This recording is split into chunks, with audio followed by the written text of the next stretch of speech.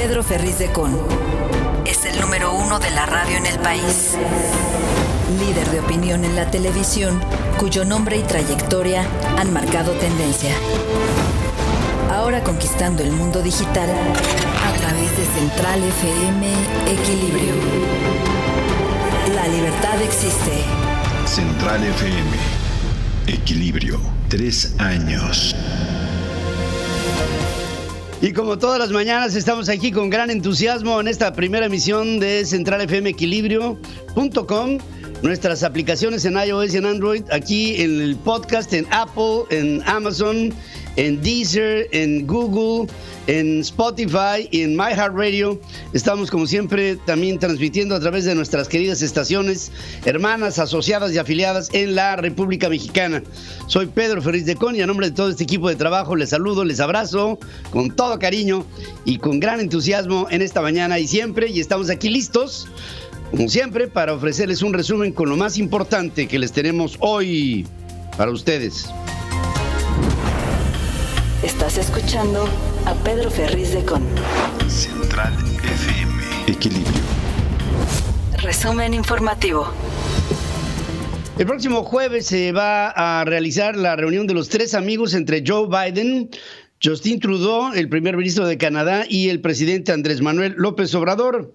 Entre los planes está alentar a Estados Unidos a comprar vehículos eléctricos fabricados en su país.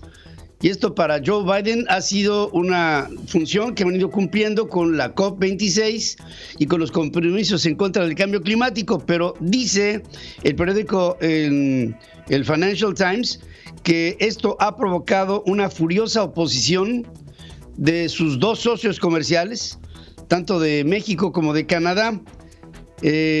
Ahora vamos a ver cómo es que se trata el tema de la industria automotriz entre los 3 países y cómo es que se liman los intereses y se pulen las estrategias para que la industria automotriz siga adelante, digamos, en viento en popa para los 3 países.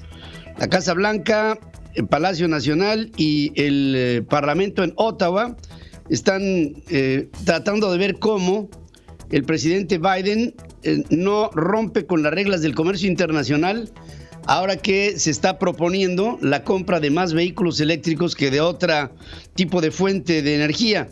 Según un informe reciente del Servicio de Investigación del Congreso, algunas piezas de automóviles cruzan las fronteras entre Canadá, Estados Unidos y México 7 u 8 veces antes de ensamblarse en un vehículo final.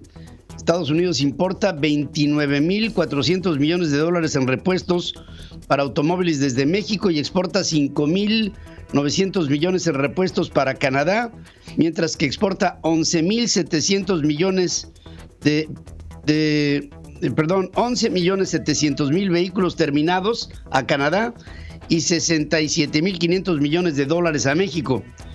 La tendencia mundial está buscando para los siguientes años que cada día se utilicen más vehículos híbridos o vehículos eléctricos, mientras que México está muy lejos de este objetivo. Se piensa que para el año 2030 en el mundo, 6 de cada 10 vehículos que se vendan serán de este tipo. Y en el caso de México, según cifras del INEGI y de la LMC Automotive, que es una organización que tiene que ver con este tipo de encuestas ligadas con vehículos, 1 de cada 10 vehículos en México sería híbrido o bien eléctrico. La cumbre de los líderes de América del Norte, que se realizará el 18 de noviembre en Washington, no es para conceptualizar, sino es para llegar a acuerdos y tomar decisiones, dice López Obrador, y dice, ninguno de los mandatarios de la región está para perder el tiempo, por lo que se requiere que la cita dé resultados en temas como la integración económica, por ejemplo. Lo más importante son los resultados, que se lleven a la práctica los acuerdos.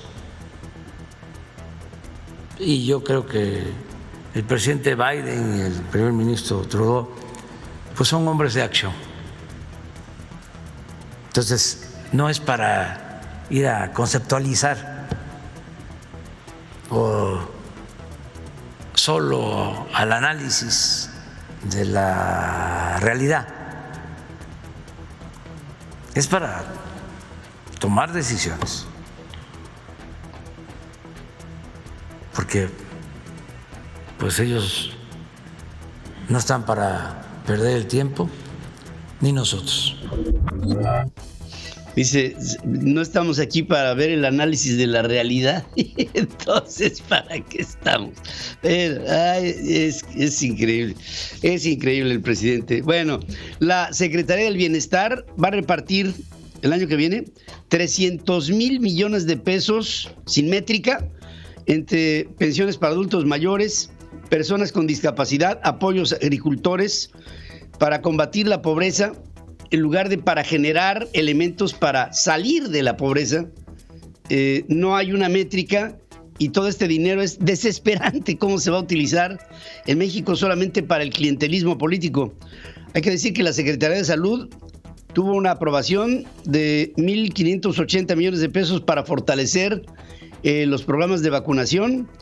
A las Secretarías de Relaciones Exteriores le da 560 millones de pesos más, a la Agencia Mexicana para la Cooperación Internacional para el Desarrollo y a la del Trabajo y Previsión Social, 500 millones de pesos para aumentar apoyos al programa Jóvenes Construyendo el Futuro, y para Educación Pública, 116 millones etiquetados para la Unidad Profesional Interdisciplinaria del Campus Palenque del Instituto Politécnico Nacional. Le recorta 3,000 millones de pesos al sector salud en medicina solamente, por ejemplo, como fíjense, no hay medicinas, y luego aparte viene un recorte en las mismas, y estas son algunas de las principales acciones que se estarán viendo, sintiendo con el peso de las decisiones para el presupuesto de egresos del 2022. Creo que estamos pasando por un momento muy, muy, muy complicado de cómo es que se ha programado el gasto público para el año que viene. Creo que vamos a tener muchas y muy graves consecuencias en ello. Ante la queja del INE por el presupuesto aprobado, Andrés Manuel López Obrador dijo que en el órgano electoral deberían de aplicar un plan de austeridad y, fíjate, el presidente dice, pues mejor bájense el sueldo, no ganan más que yo. Y lo dice así. ¿Tienen recursos suficientes que lleven a cabo un plan de austeridad, que se bajen los sueldos? Ganan mucho. Los consejeros ganan el doble de lo que gana el presidente.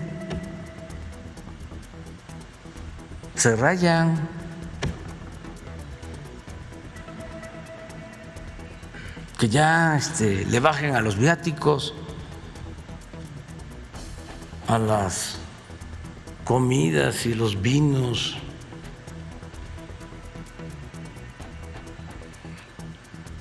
Y a todos los gastos superfluos. Austeridad republicana. ¿Te alcanza el presupuesto?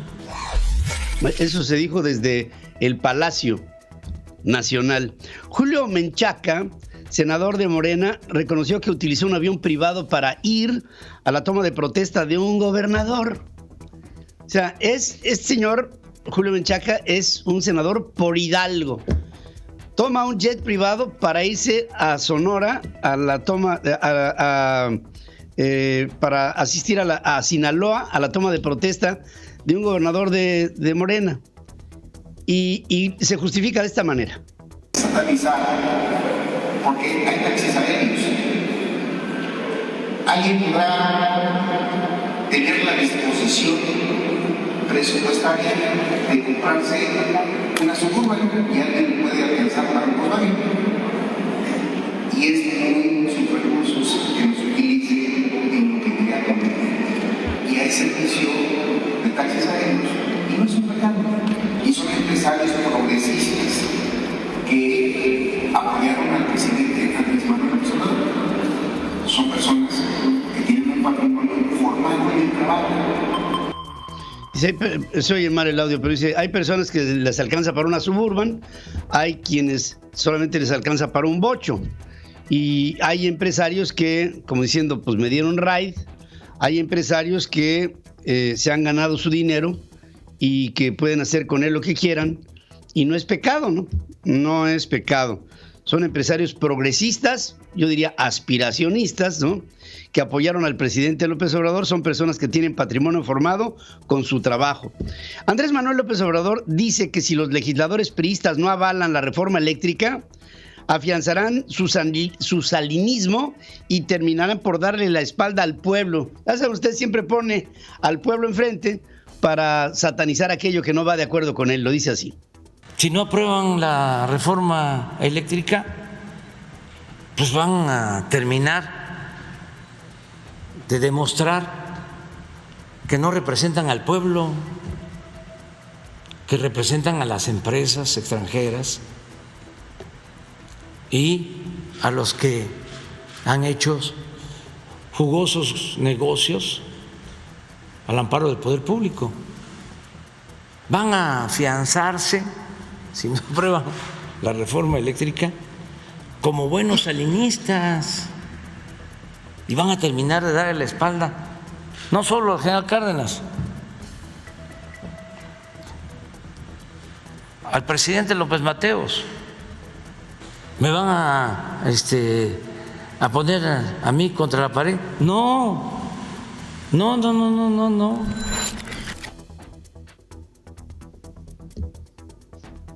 sé si tienen ustedes algún comentario.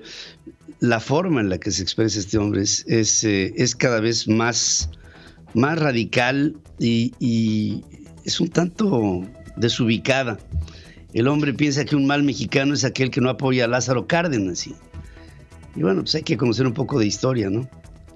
Y en lo que va de la actual administración, los costos de generación de energía eléctrica por parte de la Comisión Federal de Electricidad han aumentado en un 23%, básicamente porque ha aumentado también el precio de los hidrocarburos, pero aparte los costos mismos de producción de la Comisión Federal de Electricidad pues están ligados con infraestructura que se construyó, que se instaló en México hace 50 o 60 años. Y pues es lógico que si nos vamos por ahí, pues el día de mañana vamos a tener una tarifa más alta porque la demanda va a ser mayor, oferta-demanda, y la demanda va a ser mayor y con ello tendrá que venir irremediablemente dos situaciones. Una, apagones, y dos, un precio por la energía que será mucho mayor. Al detallar su plan para que ricos del mundo financien el bienestar de los pobres, el presidente sostuvo que la ONU nunca ha hecho nada trascendente por los pobres del mundo. La propuesta es que la ONU se haga cargo de este plan, porque nunca han hecho nada trascendente por los pobres de la tierra. Y esto es algo concreto. Ricardo Anaya otra vez vuelve a salir a la palestra y critica al presidente de México por presumir un presupuesto de egresos de la Federación para el 2022 para pobres, cuando lo que ha fabricado en estos últimos 3 años ha sido justamente pobreza. Y Ricardo Anaya dice esto. ¿Cómo se atreven a bajar el presupuesto de salud en plena pandemia? O sea, para miles de familias ha sido terrible tener que gastar 40% más de su propio dinero, de su bolsa, en salud, porque se quedaron sin acceso al seguro popular o a seguridad social. Son 16 millones de mexicanos los que se quedaron fuera. Y en lugar de ayudarles, gastan en una absurda refinería. Y luego se mete con el tema de que el presidente dijo que no subiría la deuda y la subió. No subiría el número de pobres y han subido. Y lo dice de esta manera. Lo que pasa es que este gobierno es pura palabrería. Cero resultados. Ya deja de vender espejitos aquí y en el mundo. Te pones y nos pones en ridículo. Tus propuestas no tienen ni pies ni cabeza. Y tus programas son pura estrategia electoral. Y sí, de algo puedes estar seguro. La historia te dará un lugar, pero por tus mentiras y por tus pésimos resultados. Como alguien por ahí decía, no cabe duda que tenemos mucho, pero mucho pueblo para tan poco gobierno. Luego de decir que la nueva normatividad interna abre el camino a la opacidad y a la arbitrariedad, un hombre probo, y se los digo, lo conozco, Gerardo Lozano Dubernat, renunció como auditor especial de cumplimiento financiero de la Auditoría Superior de la Federación. El especialista dice que las reformas al reglamento de la auditoría otorgan a una sola área la facultad exclusiva de presentar denuncias penales y dar por solventadas las observaciones, lo que va en contra de la ley de fiscalización. Dice, esta determinación es muy parcial y por lo mismo yo renuncio. Este hombre pudo haber sido el auditor superior de la Federación, tenía esta zona especializada y ante ella, que la luchó por años para llegar ahí, dice, así no puedo trabajar con estas modificaciones legales que dejan a la Auditoría Superior de la Federación en un estado de inoperancia, porque entonces no servimos. Y renuncia. Eso es dignidad política, queridos amigos. Volaris anunció la firma de un acuerdo con un fabricante europeo, con Airbus, para la compra de 39 aviones tipo A321. En un comunicado, la aerolínea mexicana no da detalles del valor de la transacción, pero estamos hablando de casi 40 aviones y esto habla de la expectativa de crecimiento para los próximos tiempos. Vamos a hacer una breve pausa. Aquí regresaremos con más información. El clima en Central FM. Equilibrio. Para este martes 16 de noviembre en la Ciudad de México se espera una temperatura máxima de 28 grados y una mínima de 8. El día estará parcialmente nublado. Para más información, visítanos en centralfmequilibrio.com. Estás escuchando Central FM con Pedro Ferriz de Con, 3 años. centralfmequilibrio.com. El equilibrio de la información. Quiero informarle que familiares de Rosario Robles han anunciado un mes de resistencia civil para presionar a las autoridades judiciales a modificar la prisión preventiva dictada a la ex titular de la Sedesol y de la Sedatu. Francisco Robles, miembro de la familia, habla así. Nosotros como familia no estamos buscando ya el cambio de la medida cautelar. No estamos buscando que Rosario pueda seguir su proceso de libertad en su casa, en una prisión domiciliaria.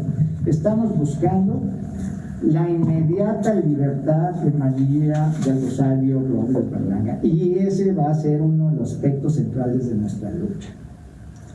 Hasta ahorita no ha habido ninguna razón para mantenerla en prisión, y no la hay. Y por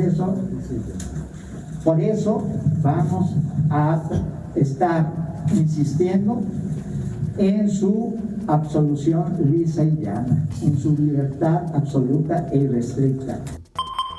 Mariana Moguel, la hija de Rosario Robles, dice que van a hacer a finales de noviembre una marcha de 36 horas hacia la explanada del Zócalo en la Ciudad de México frente a Palacio Nacional. Y lo dice así Mariana. Pero esta marcha de las 36 horas, que además primero, antes de esta marcha, recorreremos todo Insurgentes. Esta marcha será una de las acciones con las que cerraremos este año la resistencia civil no violenta.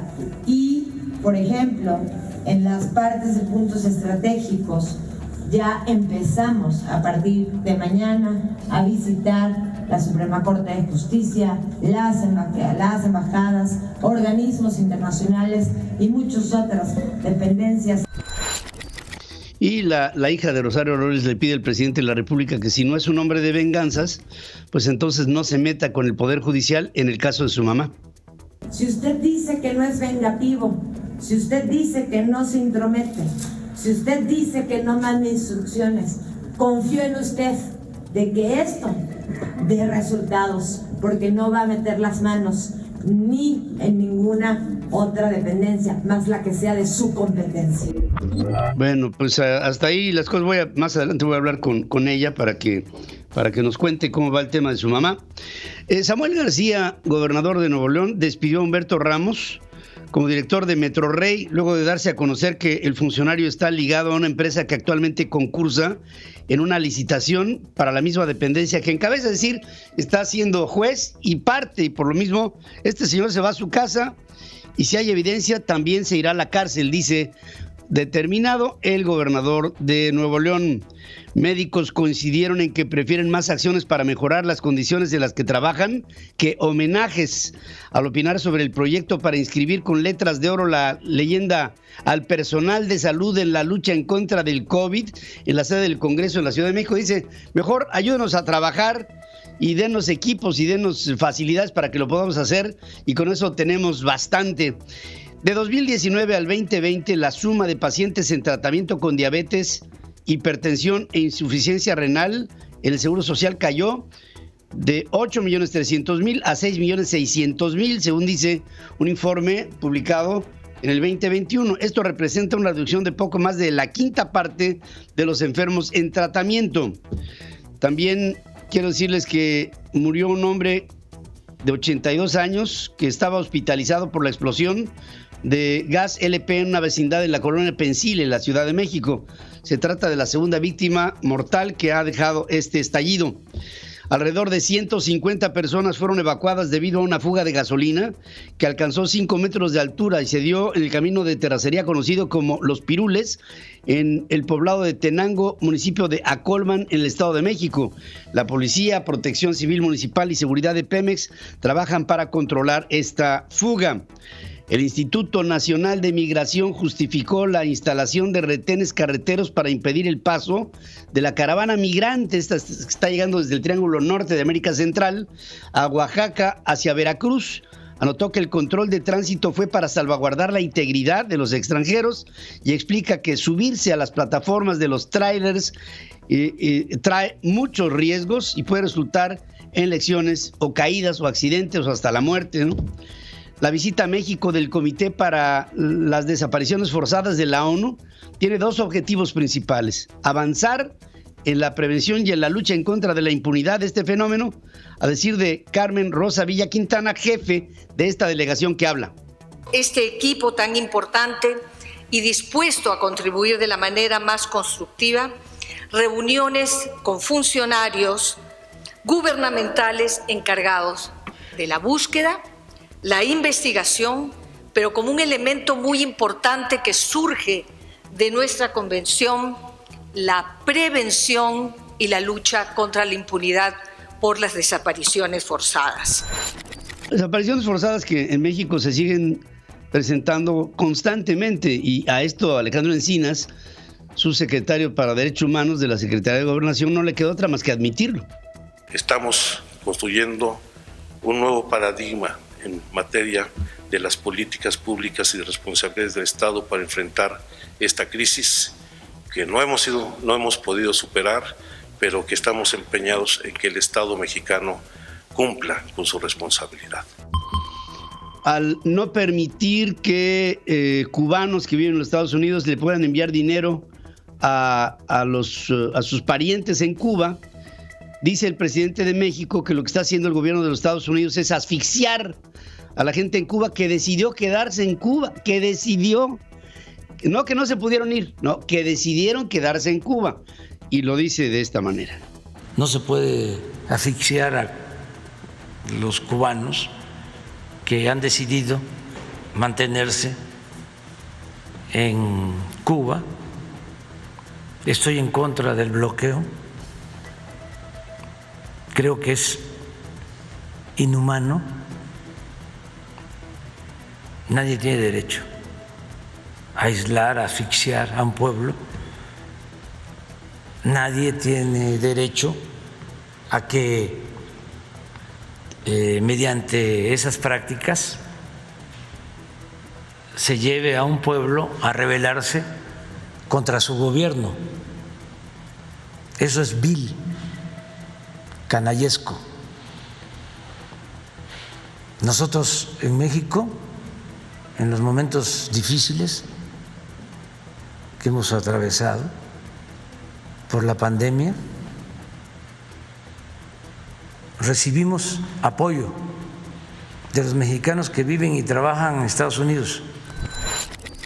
Sí, tanto así como 1 billón de pesos, o sea, 1 millón de millones de pesos será lo que mexicanos en los Estados Unidos envían a su gente en nuestro país. Luego de la derrota oficialista en las elecciones legislativas del domingo, el gobierno de Alberto Fernández, que está pasando por un momento tremendamente complicado, la economía en Argentina está fatal, el nivel de vida de las personas se está yendo al suelo, esto está trayendo muchas consecuencias. Alberto Fernández dice que tenderá puentes de diálogo con la oposición que permitan estabilizar a la economía argentina, que está cuesta abajo, como dice el tango, cuesta abajo en mi rodada. Las ilusiones pasadas, bueno, pues nunca se van a volver a presentar, o por lo menos no por el momento. Este gobierno de Alberto Fernández y con Cristina Fernández de Kirchner al frente de la vicepresidencia están resultando tremendamente complicadas. Steve Bannon, aliado del expresidente Donald Trump, se entregó a las autoridades federales acusado por desacato judicial luego de negarse a comparecer ante la comisión del Congreso que investiga el asalto al Capitolio del pasado 10 de enero. Al llegar a las instalaciones del FBI en Washington, se refirió a la administración de Joe Biden. Y Steve Bannon, con ello, pues comparece, en primer lugar, porque no le quedó de otra, ¿no? Joe Biden, presidente de los Estados Unidos, promulgó el proyecto de ley de infraestructura de $1 trillion, $1 millón de millones de dólares, y lo decía así. So my message to the American people is this: America is moving again, and your life is going to change for the better. Proof that despite the cynics, Democrats and Republicans can come together and deliver results.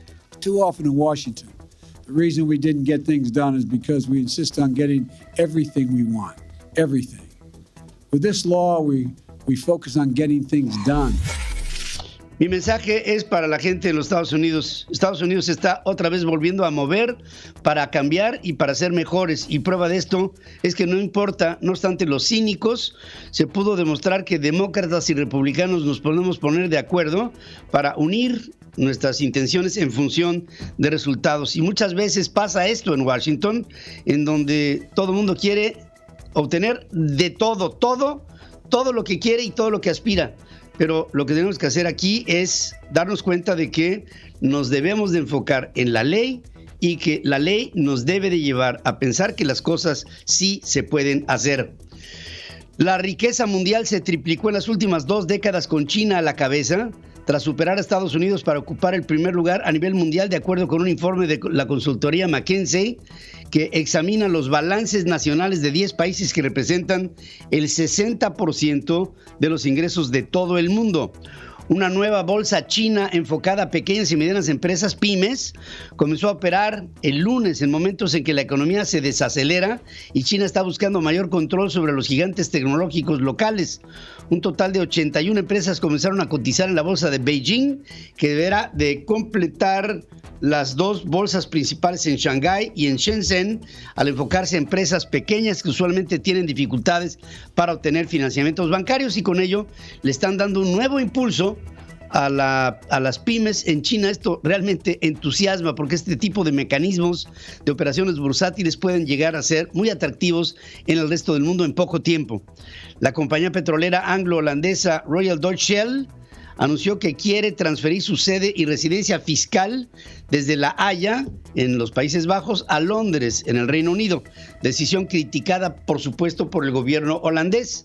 La empresa, que durante mucho tiempo se enfocó a los cuestionamientos de sus inversionistas por su estructura dual y fue golpeada recientemente por una orden judicial holandesa sobre sus objetivos climáticos, pretende eliminar Royal Dutch, o sea, la empresa real de Holanda o de los Países Bajos, parte de su identidad desde 1907, y con ello le quitarían ese sello, y con esto también la influencia de los Países Bajos sobre la empresa, un emporio, sería cada vez menor, hasta llegar a menos del 15% de la retención sobre sus dividendos.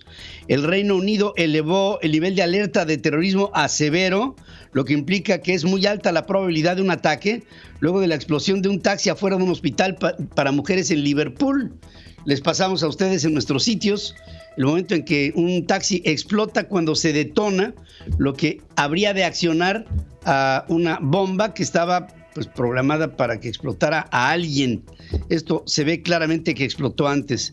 Y un tigre de Bengala sorprende a algunos turistas que aprovechando el puente visitaron Tapalpa en Jalisco. Ustedes pensaban que iba a hablar de Namibia o de el Congo. No, aquí en Tapalpa en Jalisco se presentó por ahí un tigre de Bengala. El animal fue visto el domingo y su presencia alertada en redes sociales. Hasta este momento, extraoficialmente les puedo decir que el tigre ya ha sido sometido, retenido y enjaulado, pero esto es extraoficial, todavía no tengo la confirmación de todo esto. Hoy les estoy haciendo una pregunta a nuestras formas de consulta, que va en función de la reunión que será el próximo jueves. ¿Piensa usted que en la reunión de los tres amigos Biden y Trudeau presionen a López Obrador para que eche atrás la ley de la industria eléctrica? Es la pregunta que le estamos haciendo a través de nuestro sitio en www.centralfmequilibrio.com, de nuestras aplicaciones en iOS y en Android. También lo estamos haciendo en nuestros podcasts, en Amazon, en Apple, en Deezer, en Spotify, en iHeartRadio, en ¿qué otra? En Google. y por supuesto en nuestra querida red de estaciones hermanas, asociadas y afiliadas en la República Mexicana. Soy Pedro Ferriz de Con y les invito a que pasen ustedes a nuestra página en centralfmequilibrio.com. Ahí estamos como siempre para servirles. Hacemos un corte, regreso con ustedes. El clima en Central FM Equilibrio. Para la ciudad de Houston, Texas, este martes 16 de noviembre se espera una temperatura máxima de 27 grados y una mínima de 21. El día será mayormente soleado. Para más información, visítanos en centralfmequilibrio.com. Pedro Ferriz de Con y su editorial. En Central FM Equilibrio. Hay un nuevo elemento que se pone sobre la mesa y que va a ser un elemento que va a alterar a todas las relaciones comerciales en todas partes del mundo. Y por supuesto esta no va a ser la excepción con el TEMEC y lo que tendrán que platicar el presidente de los Estados Unidos, el primer ministro de Canadá y el presidente de México en la próxima reunión de los tres amigos el jueves a realizarse en la Casa Blanca. Y este nuevo elemento es el calentamiento global, el cambio climático. Porque esto, de una manera muy directa, va a tratar de acelerar, y esto yo creo que lo que los países conscientes tendríamos que hacer, va a tratar de acelerar la electrificación de la movilidad y la diversificación energética de todo aquello que requiera de una propulsión, ya sea para la manufactura, para las situaciones fabriles, ya sea para el sector primario, ya sea para el sector terciario, pero todo lo que pasa en el mundo se va a tener que hacer de manera diferente en poco tiempo. Y era lógico que cuando llegara el fin de la era del petróleo, vendrían algunas alteraciones en las relaciones comerciales del mundo con el mundo. Pero vamos a tener que adaptarnos. Y escuchaba yo una presentación que se hacía en España sobre lo que México tendría que estar viendo. En lugar de ver a Pemex, tendría que ver una especie de Solarmex, en la que lo solar y lo eólico, de lo que México tiene muchísima riqueza, tendría que ser aprovechable ante los nuevos tiempos. Pero digamos que en este final de la era industrial hay una serie de elementos, de componentes que se están dando, por ejemplo, en una de las industrias que han caracterizado al norte del continente americano, que es la industria automotriz. Si bien es cierto, hay expresiones de la construcción de vehículos en otras partes del mundo, Alemania es un lugar, Japón es un lugar, Corea del Sur es un lugar, China es un lugar, Italia es un lugar, Inglaterra es un lugar, México, Estados Unidos y Canadá, por antonomasia, son países que han enriquecido muchísimo su intercambio comercial en base a la construcción de vehículos que, por cierto, vienen en un proceso de integración muy importante entre Canadá, Estados Unidos y México. Se piensa que una pieza de un vehículo que ya finalmente se ensambla pasa entre 7 y 8 veces entre los tres países para acabar integrada en un vehículo. y esto hace que la interrelación entre Canadá, Estados Unidos y México sea muy rica. Pero vamos a tener que adaptar la producción de vehículos de combustión interna, que cada vez será menor, para empezar a ver otro tipo de vehículos, especialmente los híbridos y los eléctricos, que serán el componente final de lo que se tendría que estar vendiendo en el año 2030. Estamos a la vuelta de la esquina en el 2030. Para el 2030, la idea es que 6 de cada 10 vehículos que se vendan en el planeta sea híbrido o sea eléctrico. En el caso de México, para ese tiempo, 2030, 1 de cada 10 vehículos será híbrido o eléctrico. Y esto quiere decir que vamos rezagados en ese sentido, porque estamos abrazados a la industria petrolera y no queremos soltarnos de ella, y muestra de esto es la ley de la industria eléctrica promovida por el presidente López Obrador y la Ley Nacional de Hidrocarburos para la cuestión de los desechos fósiles. Energía eléctrica y desechos fósiles por el otro lado.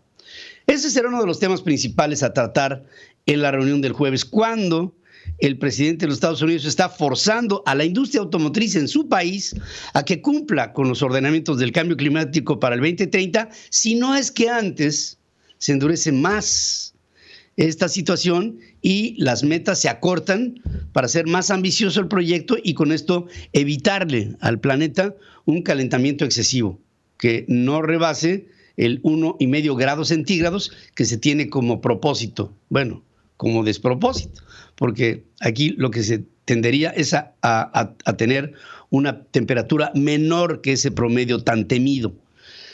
Pero esto va a provocar probablemente algunas reacciones de México, estoy seguro, de Canadá no tanto, porque Canadá y Estados Unidos van en tándem, van parejitos en los objetivos del cambio climático y de muchas otras cosas más.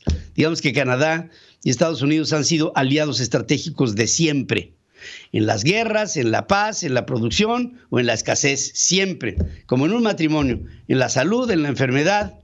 Y así creo que la reunión de los 3 amigos se va a convertir en la reunión de los 2 más 1. Justin Trudeau y el presidente Biden tienen nexos hasta familiares. El padre de Justin Trudeau, también en su tiempo primer ministro de Canadá, Pierre Elliott Trudeau, fue muy amigo, muy cercano amigo de Joe Biden, siendo este senador en sus primeros tiempos, en los albores de su carrera política. Y desde entonces y hasta la fecha, la familia Biden y la familia Trudeau han estado juntos. Mientras que en el caso de México llegará un Andrés Manuel López Obrador que tendrá como estela que le siga la promoción de la ley de la industria eléctrica, que desconoce a las inversiones de los norteamericanos y canadienses en energías limpias en México, luego de tanto que se ha invertido, y que desconoce las rondas petroleras, que también han sido motivo, entre otras cosas, de agravio de muchos de los procesos que en integración se han venido separando por intereses que, dice el presidente de México, son leoninos en contratos abusivos de empresas extranjeras que han llegado a invertir al país. Con ese lenguaje es difícil para mí pensar que los 3 amigos realmente son 3 amigos. Son 3 amigos diplomáticos, no lo dudo. Creo que la diplomacia es el arte de convertir un problema en una amistad. Eso está bien y ojalá y se pretenda y se logre. Nada más que sí veo que hay una diferencia abismal entre la postura y los objetivos económicos, sociales, políticos, climáticos, medioambientales de los Estados Unidos y Canadá con respecto de los de México. Y México viene del presidente de haber sido criticado en el grupo del G20 en Roma y en el grupo de la COP26 en Glasgow, en Escocia, justamente por la falta de entendimiento de lo que estamos teniendo que enfrentar, vivir y resolver en el siglo XXI. Dice el presidente López Obrador que él no está para perder el tiempo. Y créame, señor presidente, Biden y Trudeau tampoco.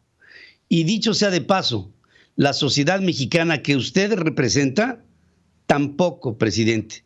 No estamos tan acostumbrados como usted para resolver todo con diatribas, con palabras y con confrontación.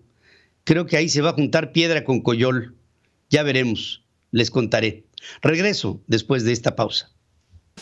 Hola, ¿qué tal? Mi nombre es Karina y mi opinión es sobre el semáforo verde.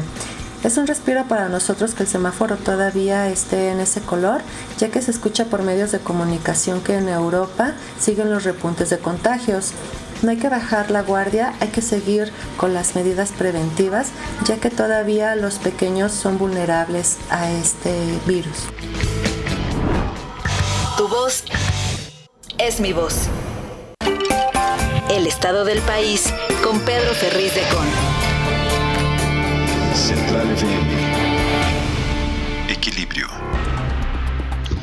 Quiero decirles que el presidente Andrés Manuel López Obrador estará, como ustedes saben, en la reunión del próximo jueves, que para él será todo un reto el enfrentar, porque en esta reunión de líderes de América del Norte, que se llevará a cabo el próximo jueves en la ciudad de Washington, se dice él confiado de que habrá acuerdos y resultados y no solamente un análisis de la realidad. No sé qué quiso decir con esto, de no solamente un análisis de la realidad, porque yo creo que para tomar decisiones, pues lo primero que tienes que hacer es justamente acudir, hacer un análisis de lo que está pasando para ver cómo lo puede ser para alterarlo en función de los intereses de aquellos que lo alteren, ¿no? El presidente expresó que tanto Biden como Trudeau son hombres de acción y que no están para perder el tiempo. Y quiero decirles nada más para que nos demos cuenta de hasta dónde se va a poder perder el tiempo, que el vocero que lleva el presidente López Obrador a la reunión para hablar de cómo se ha venido atacando el problema de la pandemia en México es el señor Hugo López-Gatell. Y ya con esto yo creo que tenemos una muy buena idea de para dónde van. Las palabras del propio López Obrador, acompañadas de su ausencia de resultados, ahogan su mandato. Dice que en Washington no solamente harán análisis de la realidad, esa que le resulta tan molesta, y por otra parte define a Biden y a Trudeau como hombres de acción, el que no solamente las palabras son importantes, sino finalmente las acciones. Su forma de expresar esto se da cuando el señor López Obrador, pues de acciones ha tenido pocas, de palabras muchas, y que es y ya se ha convertido en un representante claro, encarnado del populismo. Veremos entonces cómo el pragmatismo que dice López Obrador, del que dice gozan tanto Trudeau como Biden, pues a ver si no apabullan a un Andrés Manuel López Obrador que llega realmente con las manos vacías. Quiero también decirles que en el mundo mediático hubo una pérdida hace unas cuantas horas importante. Con 84 años de edad falleció uno de los empresarios más preclaros en la industria de la radiocomunicación. Me refiero a Clemente Serna Alvear, fundador del grupo Medcom, iniciando su carrera en los años 60 en Radio Programas de México, fundada por su padre Clemente Serna Martínez. Serna Alvear fue pilar del éxito que en su momento tuvo Radio Red con José Gutiérrez Vivor y su noticiero Monitor. Recuerdo con mucho cariño a esta competencia que me tocó enfrentar cuando llegamos con una mano atrás y una adelante, tratando de hacer que la frecuencia modulada se convirtiera en la manera en la que se comunicaran las noticias en México hacia el futuro. Lo que estaba posicionada era la amplitud modulada. La frecuencia modulada no servía más que para poner algo de música y no todos los radios de los vehículos en México traían esa banda en sus instalaciones, en la instalación de su coche. Entonces empezó a crecer conforme se empezaron a vender vehículos que ya traían la FM y empezamos a establecer una competencia feroz, tremenda, muy hermosa, hacia justamente Clemente Serna y José Gutiérrez Vivó, que desde aquí a José le mando un abrazo con todo mi cariño, por todo lo que me hizo crecer en función de la competencia que en su momento me forzó a tratar de ser un hombre digno de poder competir con una empresa tan fuerte como lo fue Radio Red en su momento. Y quiero pasar con un hombre que me llamó mucho la atención en estos últimos días. Él, como coordinador del PAN en el Senado, echó a andar una ley que lo que propone es apoyo a la maternidad, buscando respaldar a mujeres embarazadas en situación de calle o víctimas de violencia o de violación para que decidan continuar con su embarazo. Un asunto que, Julen, te digo, mi esposa Dore, junto con Marilú Vilchis y muchas mujeres dentro de BIFAC, llevan años tratando de hacer de esto algo, pero tú lo estás elevando a que sea una preocupación del país y se me hace digno de aplauso lo que estás promoviendo, que me llama profundamente la atención y al mismo tiempo una profunda alegría de un sector muy amplio de la sociedad mexicana. Julián Rementería, te saludo esta mañana. ¿Cómo estás? Buenos días, querido amigo. Hola, Pedro. Muy buenos días. Me da mucho gusto saludarte. Pues sí, la verdad es que tuvimos la oportunidad de rescatar la inquietud de muchas mujeres y proponerlo en una iniciativa de decreto que pudiera conformar una nueva ley. Le hemos denominado la Ley de Fondo de Apoyo a la Maternidad. Para conocerlo así, le hemos denominado también Ley DIF. Lo que propone, pues, es la creación de una oportunidad para aquellas personas, pues, que no tienen, pues, ninguna garantía, y que las mujeres puedan buscar, las que están en situación de vulnerabilidad o en situación de calle, violencia, violación, el acceso a ayuda médica, psicológica, que puedan tener refugios, que puedan tener manutención, capacitación para el trabajo y empleo temporal. ¿De qué se trata esto, Pedro? De que no sea la única puerta a la interrupción del embarazo para aquellas personas que tienen esta dificultad. Y que, por cierto, no todas son producto de la violación. Al final de cuentas, hay mucho embarazo que, bueno, pues llega y que al final está ahí, y la condición muchas veces de las mujeres es muy complicada y no hay una oportunidad, no les ofrece el Estado hoy ninguna posibilidad de atenderlas. Entonces lo que estamos es solamente recogiendo la inquietud de muchas, de miles de mujeres que no necesariamente están en esa condición, pero que perciben esa condición en otras mujeres como ellas, y que al final de cuentas pues lo que quieren es esto. Y se propone un fondo de apoyo a la maternidad que, por supuesto, hay que hacerlo de forma institucional, sea a través del DIF, cómo se pueda manejar, y que ayude a todos los DIFs pues de la federación, de los estados, de los municipios, que se establezcan, digamos, que centros de atención a todas estas personas,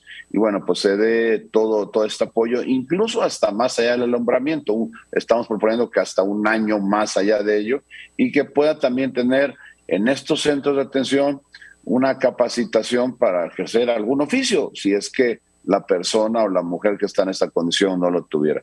Básicamente es algo bien sencillo, pero al final me parece que puede llegar a ser trascendente y de ayuda, pues, a las mujeres en nuestro país, porque hoy solo se les ofrece la puerta de la interrupción del embarazo, y me parece que debíamos de aspirar a un poco más que eso. Al final se habla, la gente dice, y cerrado las vestiduras, que ellas decidan sobre su propio cuerpo. Bueno, pues en esa libertad de decidir pues sobre su propio cuerpo, para aquellas que quieran continuar con su embarazo, pues tengan dónde y cómo hacerlo, ¿no? Claro que sí. Aparte que cuando están o resultan embarazadas, en muchas ocasiones son también víctimas del rechazo y se quedan solas, se quedan abandonadas, se quedan en un estado de calle, así, literal de calle, y el que llegue una ayuda en ese sentido no solamente es material, sino que es una ayuda moral, es un lugar de cobijo, es un lugar de refugio, es un lugar imprescindible, necesario para todas estas mujeres que, pues, de otra suerte pasan por momentos tremendos y acaban en muchas ocasiones en casos de desgracia, y tú lo sabes y seguramente lo habrás seguido ahora que se tomó esta decisión, que me imagino que tendrá que ser apoyada por todo el mundo, Julián. Pues yo esperaría que sí, porque no encuentro una razón ideológica, ni tampoco, ni siquiera económica. Me parece que cuando el presidente ha demostrado que quiere apoyar con fondos a la sociedad a través de distintos mecanismos, pues me parece que podría ser una causa muy loable para todos estos fondos ahora que tanto quiere apoyar a través de programas sociales. Puede ser un programa social que pues eleva la condición de vida de la mujer y por supuesto del hijo cuando se tenga, ¿no? Por supuesto que sí. Ahora, en una siguiente fase, podría ser, algunas mujeres han sido llevadas por este camino de ayudarlas, en el sector privado, de ayudarlas a tener a su hijo, y después, en caso de que la mujer, por la situación que sea, no quisiera conservar al niño, por lo menos conserva su vida y lo pudiera dar en adopción. ¿Has analizado esta posibilidad como una opción a seguir para hacerla legal? No se contempla en esta iniciativa, pero bueno, sin duda es algo que se pudiera incorporar. Ya hay esquemas de adopción para bebés, ya los hay, pero me parece que son bastante, o por lo menos insuficientes, porque no se puede considerar como los esquemas suficientes para poder atender toda esta necesidad que a veces hay, tanto por unos de poder adoptar un bebé como por otros de repente de entregar en adopción, porque pues así lo decidieron, porque su condición no se puede y que no las queremos juzgar por eso, ¿no? Y entonces creo que se podría incorporar perfectamente. Esta ley lo que propone es crear el Fondo de Apoyo a la Maternidad, que mejora, por supuesto, la Ley General de Salud y establece, evidentemente, para poderse manejar de forma institucional, algunas partes de la Ley Orgánica del Poder Ejecutivo, para que pueda, pues a través de los mecanismos institucionales, llevarse en perfecto estado la realización de todo este programa. Creemos, como al inicio de esta pregunta que me hace en este momento, yo creo que no debería de haber oposición. Me parece que todas las mujeres que hoy defienden las causas feministas, bueno, pues esta puede ser una válida. Al final, en esto que tanto llaman la atención y que a veces se dice con tanta vehemencia de defender la libertad de la mujer por decidir sobre su cuerpo, bueno, pues aquella que decida por esta vía, que es válida, por supuesto, muy válida, pues entonces pueda tener una opción y que no la circunstancia la obligue a tomar una puerta que a lo mejor no es la que hubiera deseado en otras condiciones, que es la interrupción del embarazo, ¿no?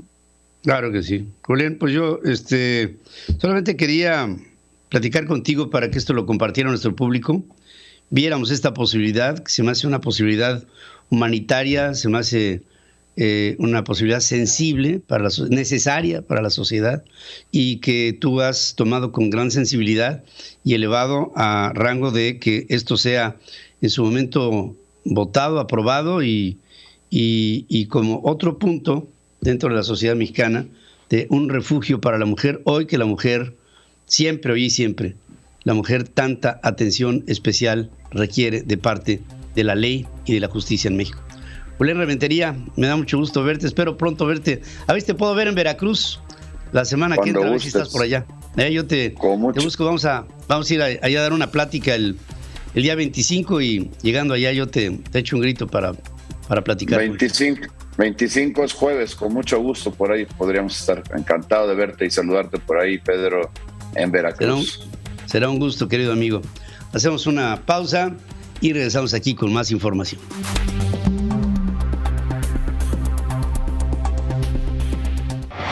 La entrevista con Pedro Ferriz de Con. Central FM. Equilibrio. Quiero decir que la familia de Rosario Robles está proponiendo un mes de resistencia civil para modificar la prisión preventiva contra Rosario Robles, ex titular de Sedato y Sedesol, y en lugar de eso, pedir su libertad absoluta ante la falta de argumentos contundentes que la mantengan en la cárcel como hasta ahora. Y tengo el gusto de hablar con Mariana Moguel, hija de Rosario, que en primer lugar, gracias Mariana por tomar esta llamada. Lo primero que te quiero preguntar es cómo se siente tu madre, cómo está anímicamente en este momento. Buenos días, Mariana. Hola, Pedro, muy buenos días. Pues Obviamente después de esta última audiencia fue un día muy duro, no solamente para ella, sino para toda la familia. Tú sabes que se habían generado muchas expectativas de poder tener ya a mi mamá en libertad, y otra vez tuvimos un juez que actuó por consigna, no por instrucción y no conforme a derecho. Mi mamá, bueno, pues está bien, ¿no? Ya hemos hablado de su salud, que ha presentado presión arterial alta, se me desmayó, tiene un golpe en la pierna, en fin, pero está en pie de lucha, está en pie de lucha. Está en pie de lucha. Ha sido para ella algo muy, muy traumático, y para la familia también, para ti en lo particular.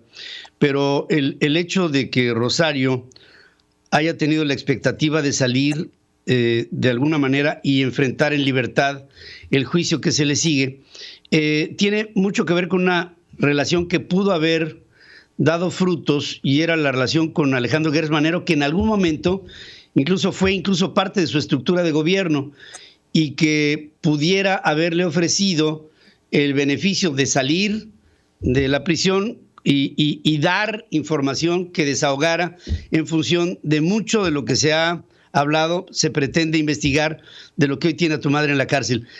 ¿Qué pasa con Alejandro Gertz Manero? ¿Has tenido algún tipo de plática con él? ¿Te ha recibido? ¿Has hablado sobre la perspectiva de tu madre y sus posibilidades? Bueno, hay una carta que mi mamá le escribe al fiscal general de la República, y quiero que sepas que yo también hace más de 1 año, 7 meses, le envié bajo el artículo 8º, que es el derecho de audiencia, y que él sí por ley está obligado a recibirme o a contestarme. No he tenido ninguna respuesta. Como no la he tenido y no la hemos tenido por parte de muchísimas otras dependencias, por ejemplo, la Comisión Nacional de Derechos Humanos, y yo creo que más bien esta acción orquestada no solamente viene desde la Fiscalía. Vimos, por ejemplo, un juicio político en la Cámara de Diputados, una inhabilitación por una cuenta bancaria de 2,000 pesos del 2007 sin movimientos, y recordar algo muy importante, muy importante. A mi madre no se le agarró en una frontera con un pasaporte falso. Mi mamá no huyó. Vino, atendió el mandato judicial, dio la cara, pero además que mi mamá, Rosario Robles, no está acusada por un delito grave, está acusada por omisión, que es ejercicio indebido del servicio público, lo cual ni siquiera merita una medida cautelar, y por supuesto menos la más lesiva, que es la prisión preventiva. Entonces, este juez, ¿quién era? Delgadillo Padierna, sobrino de Dolores Padierna, que ya sabemos perfectamente que en muchísimas ocasiones se ha declarado enemiga pública de mi mamá. Hoy otra vez, en esta audiencia, sin importar que había una resolución de un juez de amparo, sin importar que había una resolución de un tribunal colegiado del 9º que decía todos estos elementos por lo que justificaste la prisión preventiva se desechan, volvió a decirle no a mi madre, y la mandó a los muros helados de la prisión, a los muros helados de Santa Marta, Catitla. Estoy en la idea de que tú y tu familia cercana establecerán una serie de actos de resistencia civil. Entiendo que habrá ayunos, habrá algunas manifestaciones que lo que traten es de llamar la atención de la sociedad por el caso de tu madre, y obviamente pues tú eres una mujer, bueno, eres su hija, la amas y buscarás junto con gente muy allegada a ti el que esto escale y sea atendido por instancias que a lo mejor no serían nacionales, porque aquí lo que va a llamar mucho la atención de la postura tuya y de tu familia será en el nivel internacional.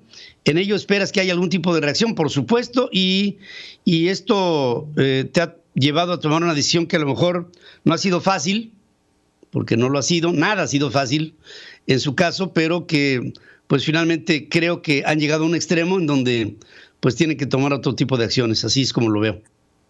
Sí, no ha sido, pues por supuesto, nada fácil. Una despierta con el corazón roto, yo lo que más extraño, y lo decía ayer, es tener a mi mamá, ¿no?, en su cama para poder abrazarla, poner mi cabeza en su pecho, que es algo que hacíamos mucho, abrazarnos, ver la tele, platicar, desahogarme. Hoy me tengo que reconstruir y reinventar diario. Pero al tocar todas estas puertas y al ver que, por supuesto, otra vez nos mandan la consigna, la venganza política, la justicia simulada, la justicia selectiva, ¿no?, en donde vemos un país en donde hoy se utilizan las leyes para silenciar, para perseguir, para amedrentar, pues por supuesto que no es hablar solamente de Rosario. Hablar de la justicia es hablar de un país completo, de las y los mexicanos. Hablar de mi madre es hablar de miles de mujeres que en efecto han violado sistemáticamente sus derechos, la presunción de inocencia, el debido proceso. Y por eso vamos a seguir alzando la voz y el miedo no nos va a paralizar. Vamos a hacer jornadas de meditación y oración, una marcha de 36 horas, vamos a tomar la glorieta de La Palma, vamos a ir al Zócalo, vamos a, por supuesto, presentarnos en Palacio Nacional y, como bien tú lo señalas, vamos a ir a embajadas, organismos internacionales, todas las puertas. Y este no es el movimiento de Rosario y su familia, es el movimiento de muchas y de muchos que sé que se van a ir sumando en este caminar, porque si algo me queda claro y lo que me he dado cuenta, y como autocrítica lo digo, desde que mi madre está ahí, es yo no había visibilizado un sector que está completamente invisibilizado, que son los centros penitenciarios, que son las mujeres y los hombres que por pruebas fabricadas como las de mi mamá, la licencia falsa, están ahí, sentencias injustas o no sentenciadas. Por eso vamos a alzar la voz y decir a quienes no les gustan que a mi madre la han tratado de ver hincada, la han tratado de ver doblada, dicen que no coopera. Pues no, mi mamá no es un circo, mi mamá no sale por la puerta de atrás, mi mamá va a salir por la puerta de enfrente comprobando su inocencia. Y lo único que pedimos es piso parejo. Mariana, eres una gran hija y desde aquí te mando un abrazo. Yo te mando doble abrazo y no es una gran hija, yo creo que por una madre hasta la vida y yo por mi mamá hasta donde tope y con ella hasta el final. Muchas gracias de corazón por el espacio. Gracias a ti. Un abrazo. Un abrazo a Mariana Moguel, hija de Rosario Robles. Miren, ahí voy a hacer comentarios de lado. Lo importante de esto es una relación hermosa entre una madre y una hija, y veo a esta hija luchar por su madre, y eso, desde el punto de vista humano, es lo más hermoso que se puede escuchar. Resumen de noticias en la hora central con Pedro Ferriz de Con. Central FM, equilibrio. Es la hora con 3 minutos y les ofrezco un resumen de lo más importante que aquí en la hora central les informamos. Joe Biden, presidente de Estados Unidos, se reúne con los líderes de México y Canadá molestos por sus planes para alentar a los estadounidenses a comprar autos eléctricos fabricados en los Estados Unidos, según publica hoy el diario Financial Times. Tony Wayne, ex embajador de los Estados Unidos en México, recomienda recordar que la industria automotriz es la industria por excelencia en América del Norte. Se espera que para el año 2030, 6 de cada 10 vehículos en el mundo sean vendidos y sean o híbridos o eléctricos. En México será en ese tiempo 1 de cada 10. La cumbre de líderes de América del Norte no es para perder el tiempo, sino para tomar decisiones y llegar a acuerdos, según dice el presidente mexicano.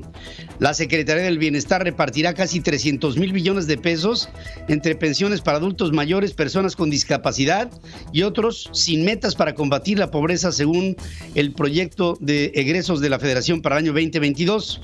El Instituto Nacional Electoral debería de aplicar un plan de austeridad y bajar a sus sueldos todos los funcionarios del instituto porque se rayan, dice el presidente López Obrador. Y además la idea es acabar con el INE y reestructurarlo todo para quedarse con él. Eso es lo que quiere el presidente de la República, no tengo la menor duda. Contrario a la política de austeridad, Julio Menchaca, senador por Morena, que es el equipo del observador, reconoció que utilizó un avión privado para asistir a la toma de protesta de Rubén Rocha, gobernador de Sinaloa, esto el pasado 30 de octubre. Si el PRI no avala la reforma eléctrica, afianzará su salinismo y terminará por darle la espalda al pueblo, según alerta el presidente. En lo que va de la actual administración, los costos de generación de la Comisión Federal de Electricidad han aumentado en un 23%. La Organización de las Naciones Unidas nunca ha hecho nada trascendente por los pobres del mundo, sostiene el presidente López Obrador. Ricardo Anaya acusa a López Obrador de presumir un presupuesto 2022 para los pobres, cuando la realidad está destinado para sus caprichos. Luego de advertir que la nueva normatividad interna abre el camino a la opacidad y arbitrariedad, Gerardo Lozano Duvernat renunció como auditor especial de cumplimiento financiero de la Auditoría Superior de la Federación, una acción sensata de un hombre sensato que dijo: así no puedo trabajar, esta ley no me deja hacerlo. Sin mencionar el monto de la operación, Volaris anunció la firma de un acuerdo con el fabricante europeo Airbus para la compra de 39 aviones de tipo A321. Morena aventaja en la elección extraordinaria del domingo en el municipio de Nextlalpan, colindante con el aeropuerto de Santa Lucía, en el Estado de México. Más de 100 personas que aspiran a un cargo por el gobierno en el gobierno de Evelyn Salgado se formaron en una fila por más de 4 horas para esperar a su papá, Félix Salgado Macedonio, que como buen los dejó plantados a todos. Morena denunció ante el INE a Enrique Vargas, coordinador del PAN en el Congreso del Estado de México, por promoción ilegal de su persona en billboards, que está saturado el Estado de México de billboards que hablan de él. ¿Cómo no? La Suprema Corte de Justicia de la Nación se dispone a cerrar la acusación de peculado por 250 millones de pesos en contra de Alejandro Gutiérrez, quien fuera secretario general adjunto del PRI, que fue presentada en 2017 por el gobierno de Javier Corral, entonces gobernador de Chihuahua.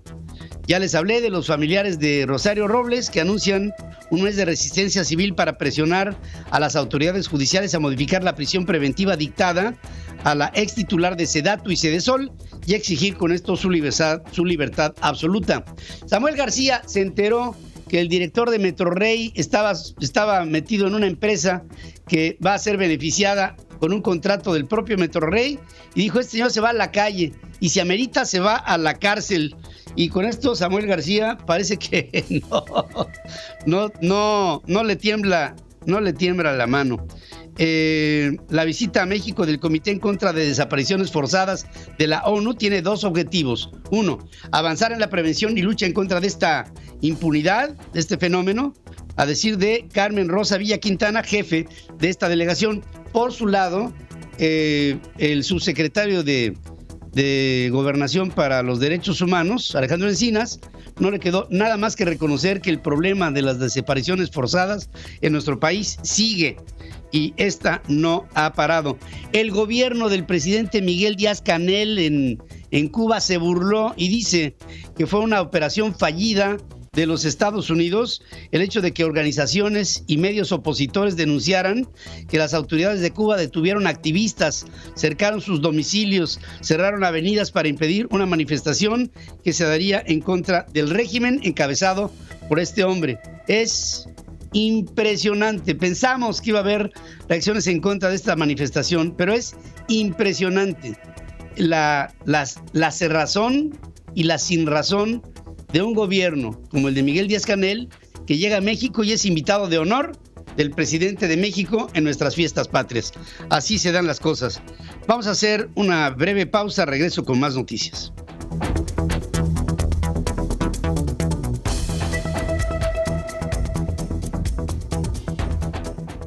La información internacional con Adriana Brani desde Miami, Florida. Central FM. Equilibrio. Y voy a Miami, la Florida, con Adriana Brani, que nos tiene los temas importantes a seguir en esta semana. Te saludo, Adriana, buenos días. Muy buenos días, Pedro. Pues sí, uno de los temas estelares en política internacional en esta semana, pues es justamente esta reunión entre Joe Biden, Justin Trudeau y López Obrador, y que se llama la reunión de los 3 amigos, aunque en realidad no lo sean. Y me refiero a López Obrador y Joe Biden, porque Trudeau sí es amigo de Joe Biden, pero López Obrador no lo es. Es algo así como el mal tercio, como también lo fue Peña Nieto en aquella reunión también del TLC, cuando no embonó con Barack Obama y también con Justin Trudeau. Aún así, pues López Obrador y Biden tienen algo en común. Comparten una frontera y comparten un tratado de libre comercio, pero tienen muchas diferencias. Ayer hablabas tú de ellas en el Facebook Live y bueno, me puse a pensar cuáles eran esas diferencias que hoy traigo al auditorio para que las encuentren. Así, encuentren las diferencias y pues esta es la primera. Bueno, sí, ahí se ve algo. Se ve claramente. Sí, nuestro presidente pues tiene como una gran pasión por los sombreros y bueno, no tiene que ser un sombrero tal cual, con que vaya en la cabeza pues ya basta. Otra diferencia, Pedro, es la opinión que cada uno tiene sobre la clase media y así se expresa sobre este sector de la población. Ambos. The middle class built the country, and unions built the middle class. Sin escrúpulos morales de ninguna índole, son partidarios de que el que no tranza no avanza. Sí, o sea, por un lado, la clase media hizo a ese país y pues el presidente tiene otra idea, ¿no? De la clase media, como el que no tranza no avanza. ¿Y modo? Pues sí, uno la califica de egoísta, malagradecida con las vacunas, aspiracionista, mientras que el otro pues impulsa a que aspiren a ser el backbone, la columna vertebral del país.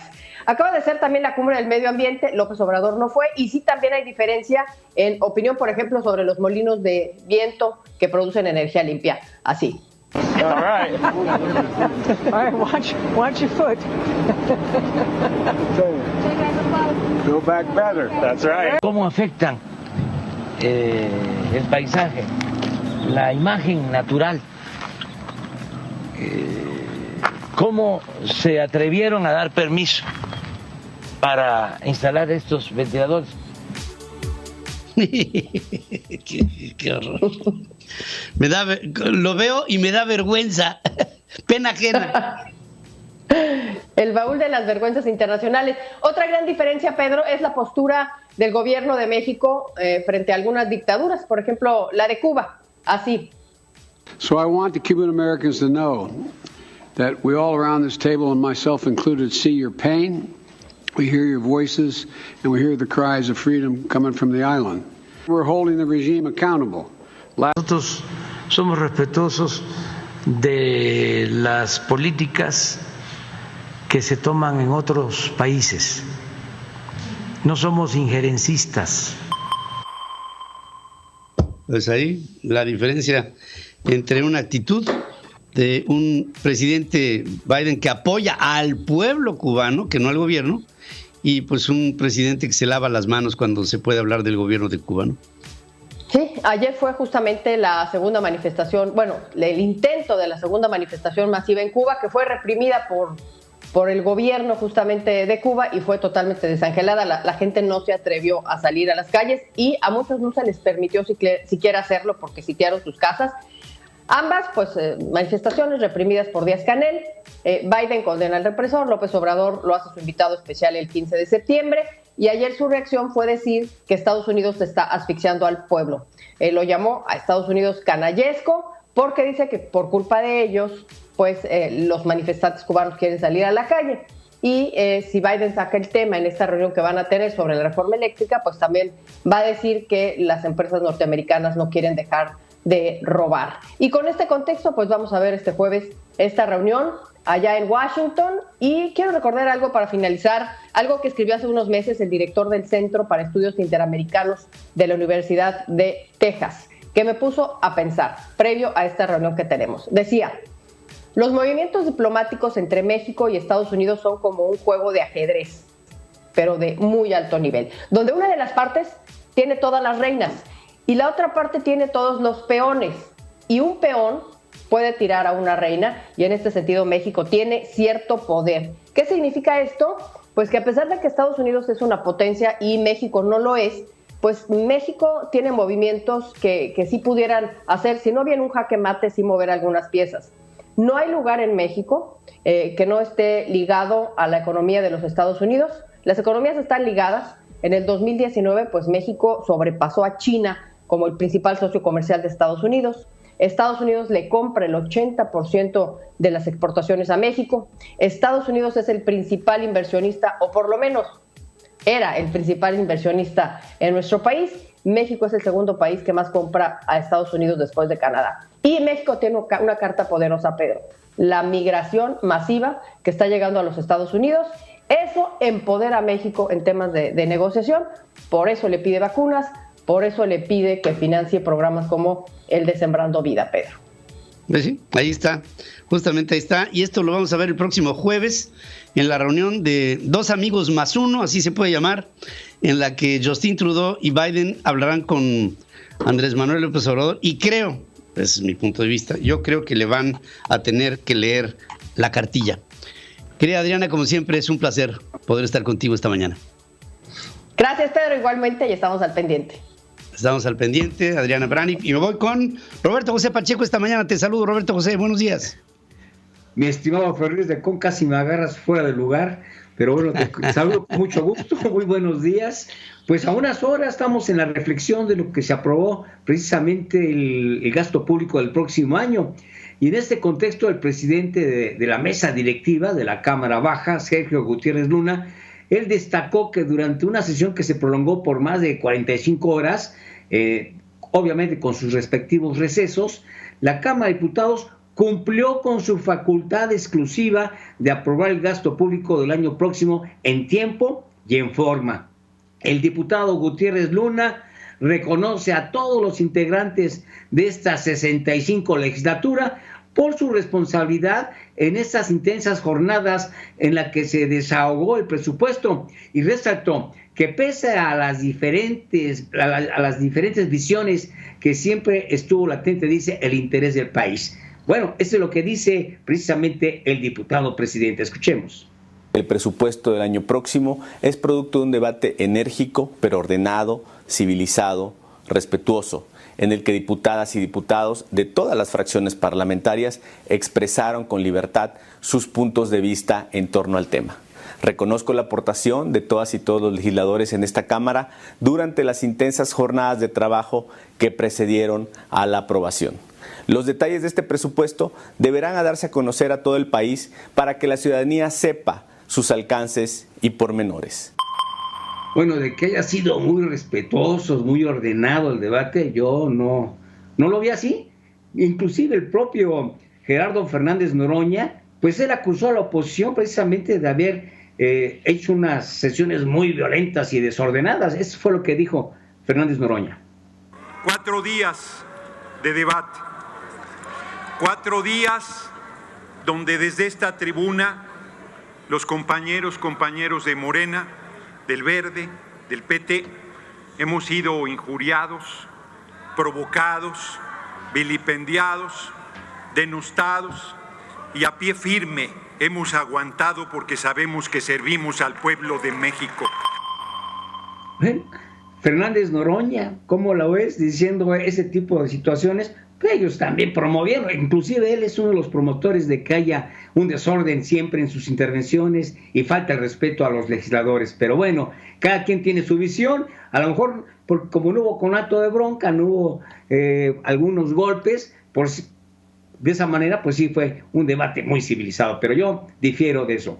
Bueno, y luego de la aprobación del gasto público, el coordinador de Morena, Ignacio Mier, pues ahora enfoca sus baterías en lo que pretenden que haya una reforma eléctrica, donde, por cierto, la oposición, mi estimado Ferriz, ya la da por muerta. El legislador de Morena anuncia que toda su bancada realizará foros en todo el país, en todos los distritos, y buscarán también en las calles el apoyo de la sociedad. Si no tienen los votos de la oposición, buscarán que la ciudadanía ejerza una presión social para que se pueda aprobar la reforma eléctrica. Y también convocó a los inversionistas para que participen ahí en la Cámara de Diputados, en estos parlamentos abiertos, que la verdad no sirven de nada, son un parapeto. En fin, yo pienso que la oposición ya pintó su raya, mi estimado Ferriz, creo que es equivocado, creo que deben de debatir y exponer sus ideas, porque no pueden dejarle todo servidito a que Morena y aliados y el propio presidente desde el púlpito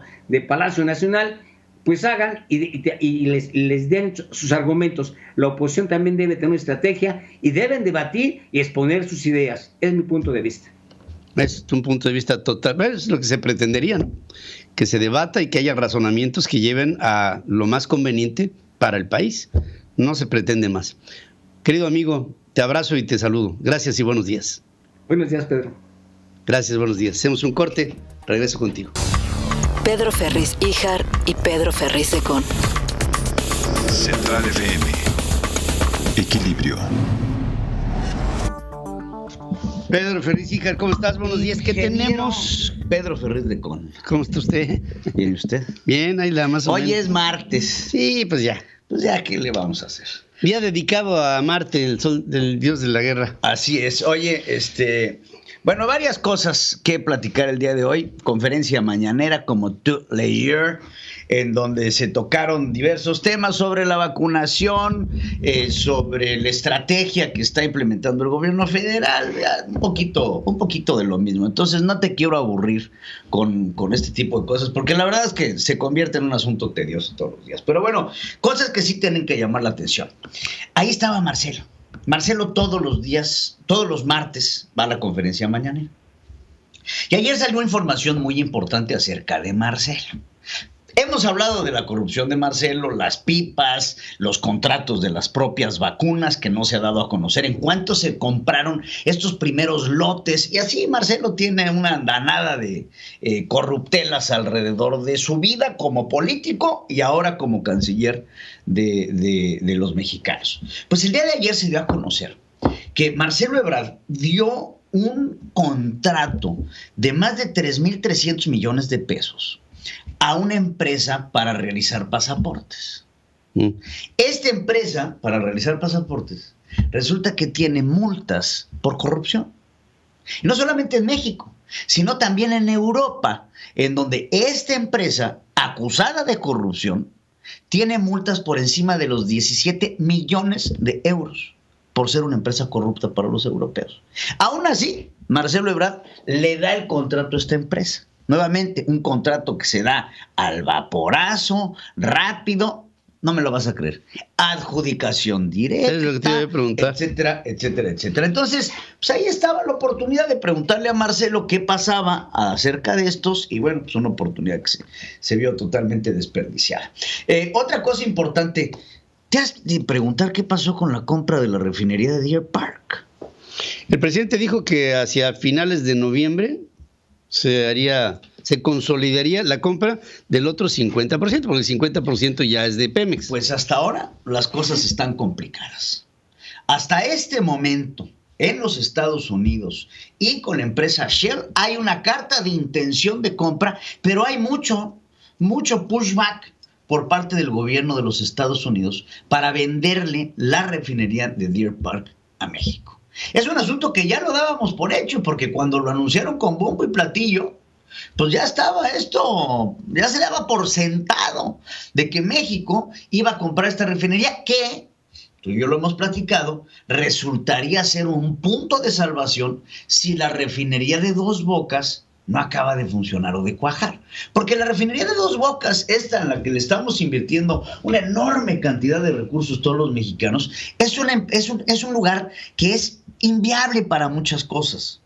Desde su logística, desde su llegado, desde el calado de las aguas, las inundaciones constantes. Bueno, tiene muchos contras esta refinería de Dos Bocas, pero aún así sabemos que la van a llevar a cabo por la necedad del presidente, y la refinería de Deer Park nos daría el 50% del 50% que se pretendería estar refinando en esa refinería de Dos Bocas. Entonces, ¿qué sería la refinería de Deer Park? Sería el salvavidas de Petróleos Mexicanos, cosa que no se ha dado, y esto debe de tener preocupado al presidente, que se ha mantenido bastante calladito sobre el asunto de la refinería.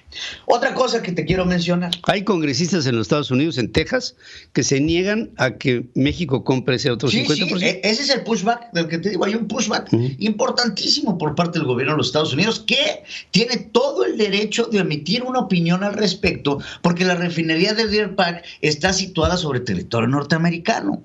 Entonces, todo lo que es para arriba y todo lo que es el suelo puede ser propiedad de la empresa Shell, porque es propiedad privada. Pero todo lo que es para abajo y todo lo que es para arriba es de los Estados Unidos. Claro. Entonces es ahí en donde viene el voto de los estadounidenses. Entonces, son temas que ha dejado un poquito de lado el presidente de la República y que, por supuesto, la prensa amañada que tiene ahí en la conferencia mañanera, pues se le olvida preguntar porque pues tampoco hay que pedirle peras al olmo. Ayer ya, el día de ahorita ya justamente el presidente estaba retirando la conferencia mañanera porque va a recibir a todos los diputados de Morena que aprobaron sin el presupuesto, preguntar el presupuesto que presenta el presidente. Ahorita mencionabas al iniciar tu noticiero sobre el rubro de medicamentos. No hay medicinas y aparte le recortan 3,000 millones de pesos a la compra de medicamentos en México. Es verdaderamente lamentable. Y ya, para finalizar, yo sé que aquí vas a tener algo que opinar y por lo menos espero sacarte una sonrisa. Has de estar, pues, para todos los que están dubitativos, ¿no? Sobre si se van a meter a Morena a ser partidarios de este partido político, pues les quiero dejar un mensaje de Manuel Espino. Manuel Espino, ¿qué ha estado? Escuchen a Manuel Espino. Paisanos de Durango, quiero invitarlos a participar en el mejor partido político mexicano, que es Morena. Yo me afilié a Morena precisamente convencido de que es el partido que mejor puede dignificar la política, que mejor puede erradicar los vicios que se dan en la tarea pública de nuestro país, el amiguismo, el compadrazgo, los fraudes electorales. Es el partido comprometido con las causas de todos los ciudadanos. Por eso me afilié a Morena, porque con eso me identifico.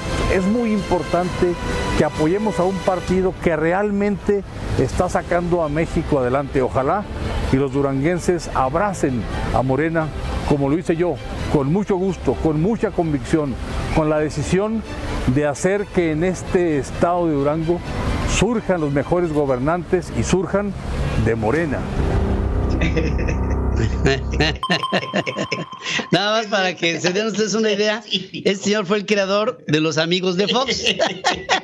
Era lo que te iba a decir cuando dice que se acabaron los amigos. Bueno, él fue el creador de los amigos de Fox, fue presidente nacional del PAN, le levantó a Enrique Peña Nieto la mano, fundó su propio partido político.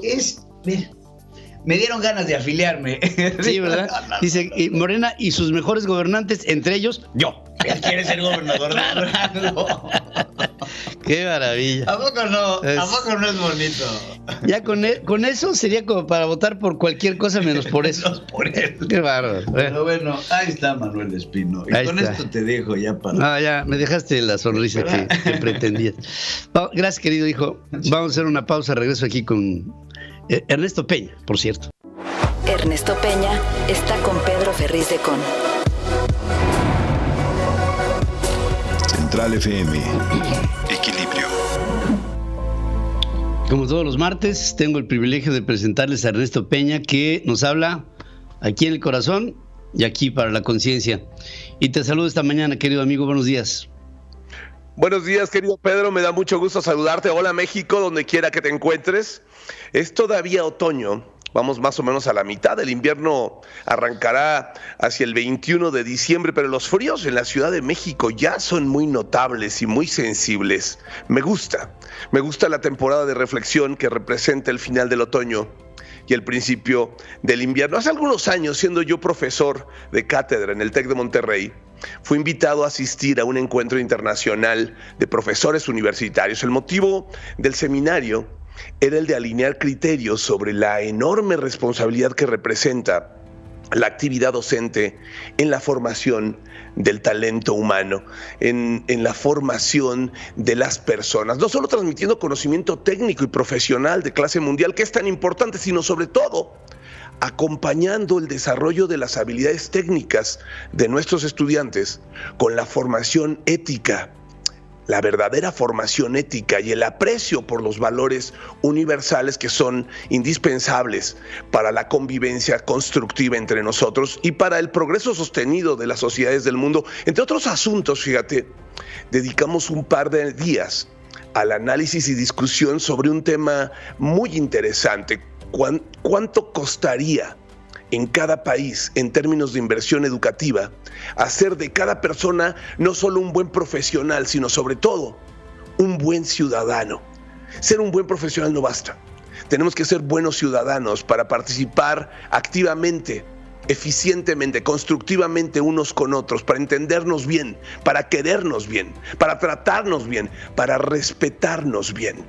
Los expertos en formación de líderes de empresa y líderes de gobierno tienen muy claro y saben muy bien que no basta con desarrollar las habilidades técnicas y profesionales de los alumnos. Es indispensable formar buenos ciudadanos. Las cantidades en aquel estudio variaban significativamente de un país a otro, pero en todos los casos, formar buenos ciudadanos se estimaba en varios miles de dólares por persona. Yo realicé durante las sesiones de trabajo mis propios cálculos con mi equipo, pero al momento de mi exposición comencé con una broma que me festejaron mucho los asistentes de las distintas naciones reunidas ahí. Al subir al estrado, dije en tono serio: aunque he estado realizando una evaluación detallada del caso, reflexionando con mayor profundidad sobre el tema, llego a la conclusión que en México las cosas son un poco más simples. Lograr que cualquier mexicano sea un buen ciudadano cuesta solo unos 20 pesos, es decir, $2. No se necesita más.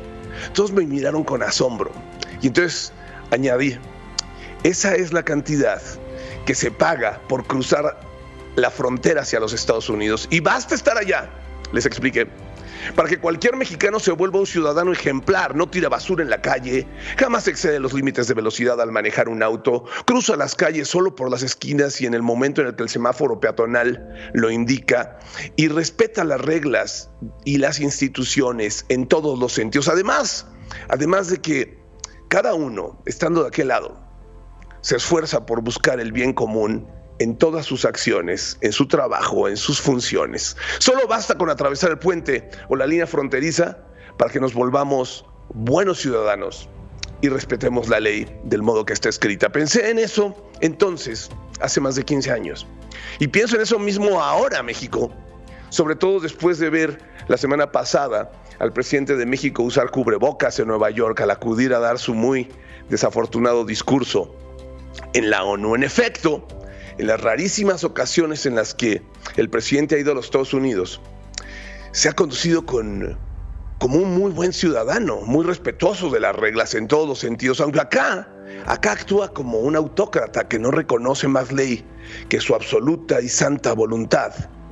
Allá se comporta bien. ¿Será posible, me pregunto, será posible, México, que el presidente se vuelva un buen ciudadano hoy, que más necesitamos buenos ciudadanos a cargo del liderazgo nacional? No sé si sea posible, pero sí sé que es indispensable, porque ya no solo es por el bien de nuestra república, es también por la estabilidad, fíjate, por la estabilidad y la prosperidad de toda la región norteamericana. Hay muchísimo en juego, muchísimo más de lo que originalmente pudiéramos pensar. Hace un par de días, el presidente, a través de sus diputados incondicionales, impuso el presupuesto de egresos de la Federación para el año que entra, para el 2022, sin considerar ninguna de las observaciones realizadas por los diputados de las demás bancadas del Congreso. La conducta es ajena a la de un buen ciudadano que escucha, que mide, que considera a los demás. Esta imposición es un muy duro golpe a nuestra democracia, porque aprueba, sin dar el menor espacio al análisis y a la discusión constructiva, un presupuesto que es totalmente excluyente, diseñado para inducir al país hacia un modelo decadente, antiempresarial, anti-libertades, anti-inversión y anti-crecimiento económico, que, como digo, no solo es tóxico para la República, sino es tóxico para toda Norteamérica en su conjunto, y que simplemente no puede ser, no puede pasarse por alto. Esta semana es una semana importantísima para nuestro futuro y para el futuro de la región. Esta semana es de enorme relevancia. La reunión trilateral que va a tener el presidente de México con Joe Biden, presidente de los Estados Unidos, y con Justin Trudeau, primer ministro de Canadá, seguramente va a tener repercusiones. Creo que pueden ser repercusiones positivas. Es probable, solo probable, que este encuentro y las conversaciones seguramente más o menos ásperas y serias que tengan en privado los mandatarios, que a esos niveles suelen ser muy persuasivos, contribuyan a que el presidente de pronto se vuelva un mejor ciudadano. Vamos a ver. Qué buen hilo trajiste con esta conversación. De verdad, puede ser que ahí a lo mejor se ponga el cubrebocas. Gracias, querido Ernesto. Gracias. Que así sea, Pedro. Que así sea. Vamos a hacer una breve pausa. Regreso. Alex Reyes, listo con los deportes.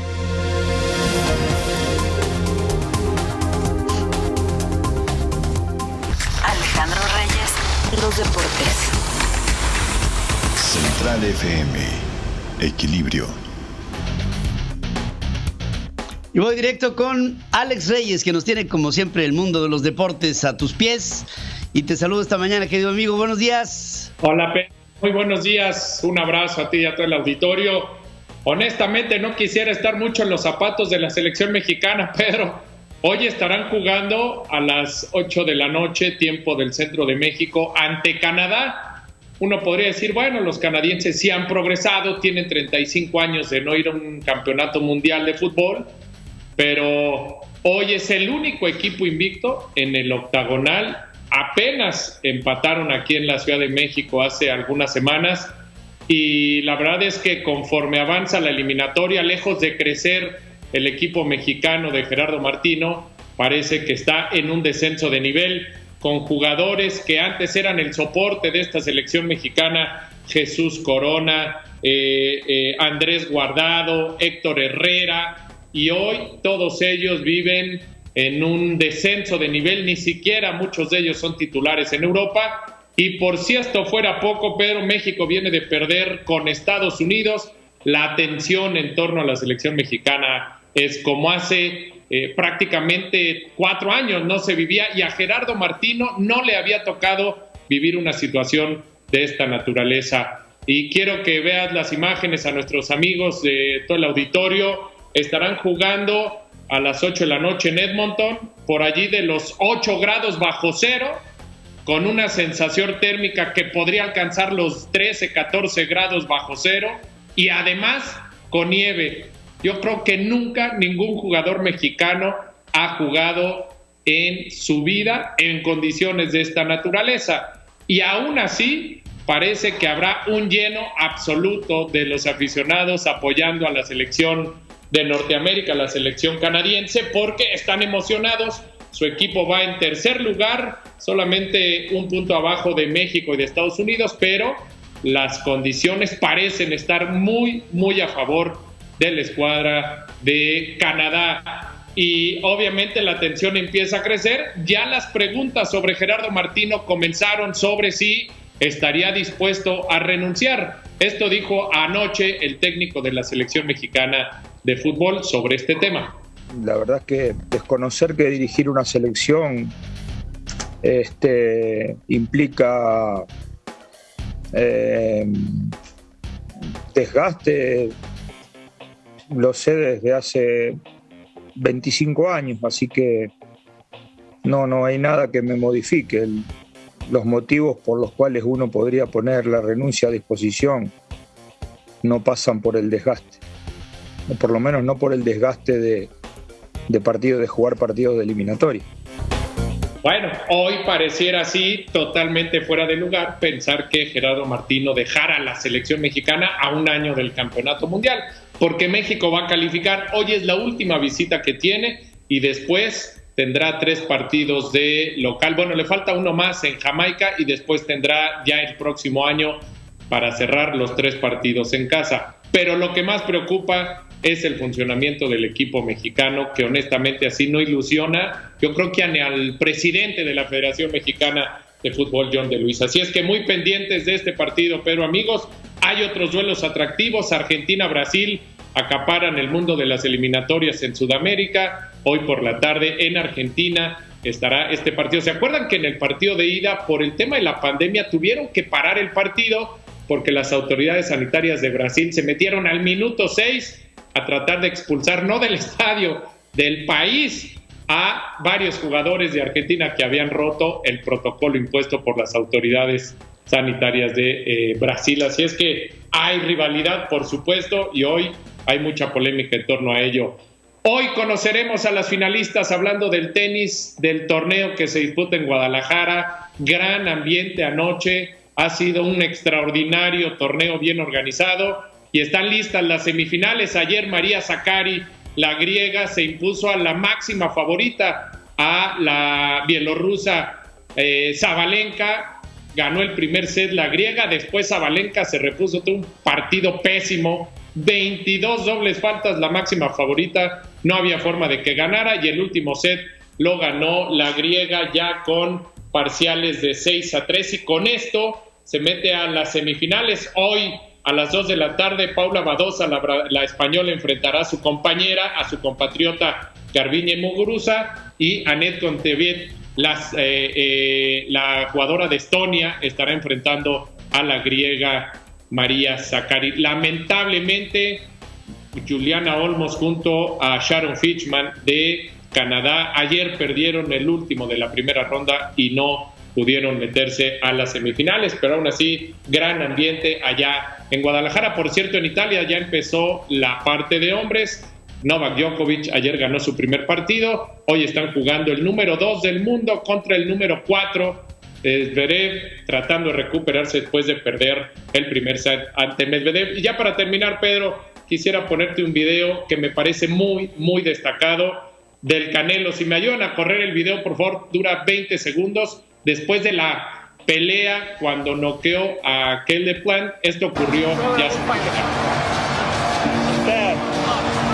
Don't be ashamed, you are a great fighter, man. And I'm sorry for everything. At the end of the day, we are men. And we are human. I'm sorry for everything, my friend. Okay, I'll tell you something. When I said I would never talk about it, because I don't have a mom. My mom died. You have a beautiful. Bueno, pues me parece un video inédito en el mundo del box. Después de darse con todo antes de la pelea, durante el combate, el Canelo fue a pedirle disculpas por todo. Kel de Plant se disculpó también por hablar de su madre, en fin, que no quería referirse. Cuando dicen la palabra que dijo, pues sabemos en muchas ocasiones no se refiere a tu madre, sino es una expresión. Y bueno, pues me pareció muy destacado y habla de la personalidad del Canelo, no solamente dentro del cuadrilátero, pero ha estado ayudando a niños con cáncer que hoy tanto lo necesitan. Así es que una medalla, creo se merece el pugilista mexicano. Claro que sí. Eso se llama humildad en la victoria. Humildad en la victoria. Eso es algo extraordinario. Gracias, querido. Un Gracias, abrazo, querido Pedro. amigo. Buen martes para todos. Estás escuchando Central FM con Pedro Ferriz de Con. 3 años. CentralFMEquilibrio.com. El equilibrio de la información. Ya nos vamos, como siempre, gracias por el favor de su atención. Y creo que a lo largo de la jornada tenemos todavía muchas cosas de qué hablar, y por lo mismo les invito a que estén en nuestro sitio, en centralfmequilibrio.com, en nuestras aplicaciones y en nuestras plataformas, porque estaremos siempre llegando a todos ustedes. Eso es nuestra pretensión, para ello trabajamos. Es la hora, y a nombre de todo este equipo de trabajo me despido. Desde aquí, su amigo Pedro Ferriz de Con. Hasta el día de mañana.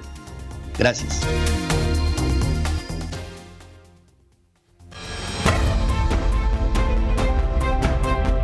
Pedro Ferriz de Con es el número 1 de la radio en el país. Líder de opinión en la televisión, cuyo nombre y trayectoria han marcado tendencia. Ahora conquistando el mundo digital a través de Central FM Equilibrio. La libertad existe. Central FM. Equilibrio. 3 años.